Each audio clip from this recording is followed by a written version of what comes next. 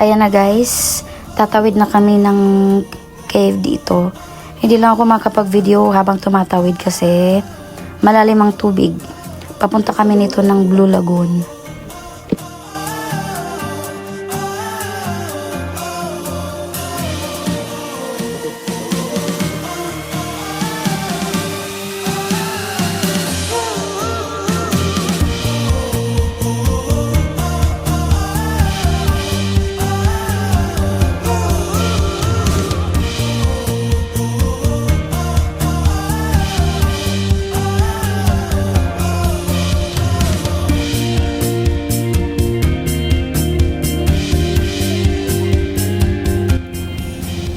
Ayan guys, yung cave. Yan ang Blue Lagoon ng cave na yan.